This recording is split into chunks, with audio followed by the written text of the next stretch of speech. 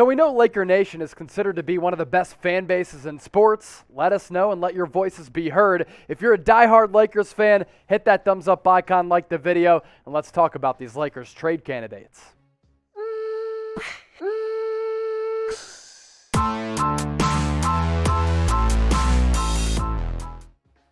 Welcome into the Lakers Report by Chat Sports. I'm your host, Chase Senior. Coming up on today's show, we're going to dive into some of the key trade candidates for the Los Angeles Lakers going into the February 10th NBA trade deadline. And of course, a little bit later, we always have deals to tell you about. Kick-ass deals on some Lakers hats. Chatsports.com/Lakers hats will take you there. We'll expand our thoughts on that coming up in just a few moments. So NBA trade deadline coming up in less than a month now. It's pretty crazy how quickly the NBA season is going. Lakers have been heavily featured in a lot of trade rumors across the NBA landscape. And with the deadline coming up, Rob Pelinka has some really big decisions to make because the Lakers right now, a game above 500 at 21-20. They've been better over the last couple of weeks, but there's no doubt this Lakers roster is in need of some upgrades. Now, when you look at this roster, there are some changes I think that need to be made. I'd love to see a little bit more youth, a little bit more shooting. The defense has to improve as well. So that's going to factor into the conversation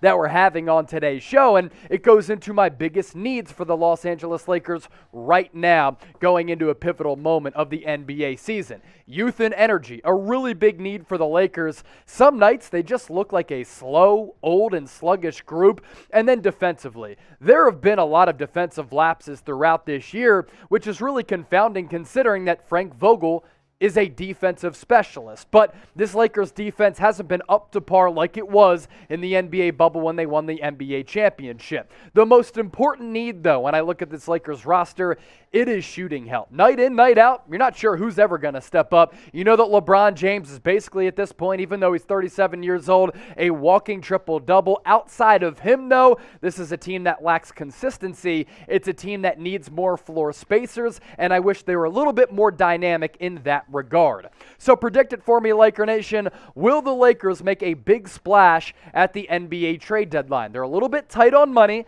They lack some player assets in order to trade away to bring a big-name player in, but we know there's always salary cap gymnastics that can be made. Type Y for yes, the Lakers are going to make a big splash. Type N for no. Be sure to get your votes in the comment section right now. Lakers trade candidates. We have to start off with the obvious one. That is Russell Westbrook. According to multiple reports, we covered this last week. Sam Amick of The Athletic had it as well. Lakers were really looking at the trading Russell Westbrook earlier on in the year. They had, quote, covert interest in trading him away. And they kind of reported that a deal is extremely unlikely before the February 10th NBA trade deadline. But of course, these things can change in the matter of minutes, the matter of moments. I mean, shoot, over the summer, we were talking about Buddy Hield coming to the City of Angels. That then flip-flopped at the last minute, and it was Russell Westbrook instead. And in turn, the Russ-Lakers fit has been very clunky. As we always say here on the Lakers Report, it has never been about the offensive or defensive or statistical production for Russell Westbrook. He's always been a stat-stuffing machine, but I think over the last couple of years, it's become more and more apparent that the game and the modern style of it has kind of passed him by. Now, Russell Westbrook is a really exciting player. He's a human highlight reel. Love watching him because of the excitement he exudes and the passion in which he plays with, but sometimes it's that style that is very, very maddening. And it's weird that since the Anthony Davis injury, his numbers have actually gone down.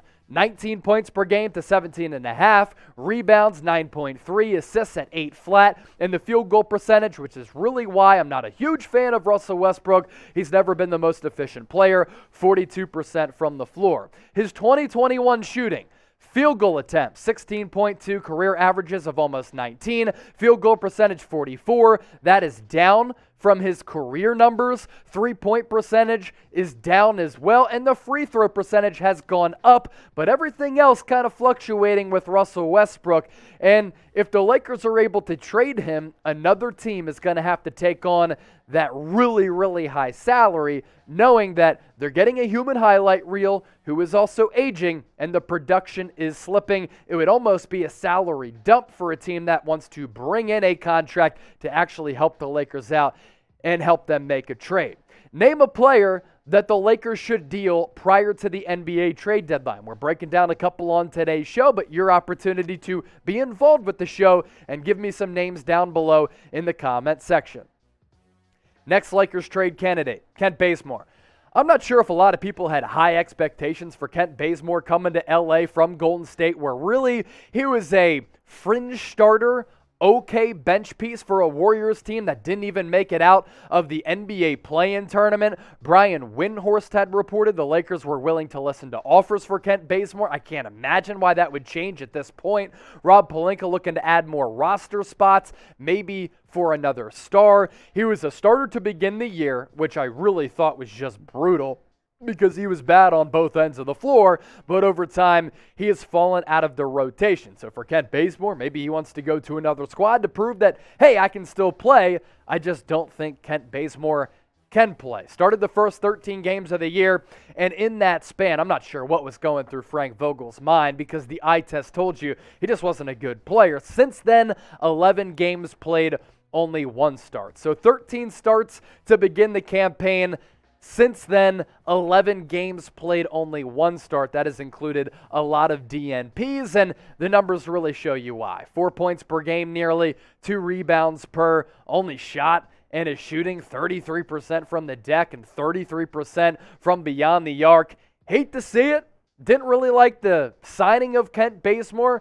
You didn't have to offer him that much money, so I guess that's the good story at the end of the day. But if you can trade him, what are you getting back? Me? Producer Marshall Green? I'm not sure. If that trade ends up happening, though, we'll have you covered here on the Lakers Report by Chat Sports. North of 40,000 subscribers is one of the largest Lakers news and rumors channels on YouTube. So for nonstop Lakers news, rumors, all year long, in season, out of season, hit that red subscribe button for free daily videos. Maybe one of the more intriguing trade candidates for the Lakers, it's Talen Horton-Tucker. Why is that? He's under contract. He's young. He has some ability, although this year he hasn't really shown his full capabilities and what he can really bring to the table because he's disappointed so far. Talen Horton-Tucker was in trade talks this time last year. Rob Pelinka elected to keep him instead of trade him away.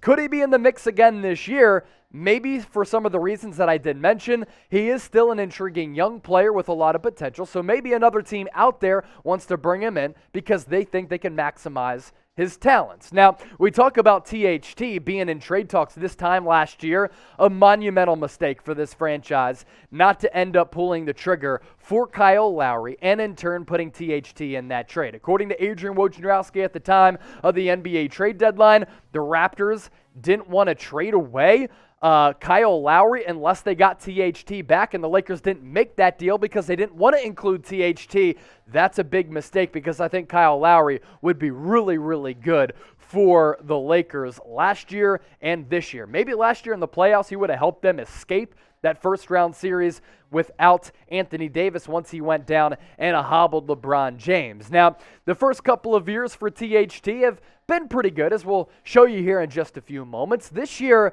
the numbers have gone up with more opportunities, but in a way, he hasn't been all that impressive. Minutes per game up from 20 to 28. Points per game up from nearly 9 to 11. Rebounds up as well, but the field goal percentage has gone down from 46% with a lot of volume, or with less volume, to now 41% with more volume. So THT, it's kind of the predicament that the Lakers are in with him right now. Has some upside in his early 20s, just hasn't really played all that well this year. I want to ask you this. I kind of want to gauge where the fan base is at. Do you think the Lakers are going to make the playoffs? Game over 500 as we record this on this wonderful Wednesday. Appreciate everybody for making the Lakers Report a part of your day. They've been a Jekyll and Hyde squad, looking good in some moments, bad in other moments. If you think the Lakers are going to make the playoffs, hit that thumbs up icon and like the video. As I alluded to off the top, we do have a deal we want to tell you about thanks to our friends at Fanatics. Some killer deals on these Lakers hats. If you plug in that link down below, chatsports.com/Lakers hats, some of these caps up to 40% off, multiple different styles as well. And you can rock kind of a flat brim. You can rock the dad hat, multiple styles, multiple looks, and This championship Lakers had available right now for just $5. Yes, $5 if you want to turn back the clocks and celebrate that championship. Chatsports.com/Lakers hats. That beige-looking hat available limited time only for a very good price. Check them all out and those deals by using that link down below. It'll be available in the comments section as well as the description of this video. Two more players to hit, both in the front court for Los Angeles. We're talking about the likes of DeAndre Jordan. We're talking about the likes of Dwight Howard as well. You look at some of the weaknesses on this Lakers team right now, in addition to some of the weaknesses that I had talked about and broken down earlier. Front court is it. And I'd love to bring in a player like Miles Turner. Unfortunately for LA, you can't trade away DeAndre Jordan and Dwight Howard for Miles Turner. Doesn't match with salaries, doesn't match for value either. Jordan signed that 1 year, $2.5 million deal, vet min, this past offseason. And Lakers reportedly looking to move Jordan before the NBA trade deadline. But what's funny, they're looking to trade away DeAndre Jordan, Kent Bazemore. But the problem is, in addition to Russell Westbrook, I don't think these players have a lot of value to other teams across the NBA. Lastly, let's talk about Dwight Howard. I kind of like him. Even at this stage of his career as a backup center, he was great for the Lakers in the bubble, helping to win that championship. He was really good behind Joel Embiid last year, but does he move the needle all that much? Really? No. And he too, like DJ, signed that 1 year contract. Previously, played for the Lakers back in that bubble season, as I had talked about. And he's provided some solid minutes off the bench. I'm not sure what he gives you back in terms of being a trade candidate, but, pretty solid player. You take a look at these players back-to-back, Dwight, DeAndre Jordan. I'd much rather keep Dwight Howard, the future Hall of Famer, over DeAndre Jordan. He's given this team more minutes, given this team more points per game. Little less rebounds as compared to DJ. Field goal percentage not there either, but I just think he's a better player at this stage of his career, even though he's older than DeAndre Jordan. Pick one to keep between DJ and Dwight Howard. In their primes, and even still now, they have been high flyers and are still high flyers who can give you a little bit of production off the bench, but again, don't move the needle all that much. Pick one to keep. J for DeAndre Jordan, H for Dwight Howard. Get your votes in, and thanks for watching today's show. We'll keep you locked and loaded leading up to the NBA trade deadline.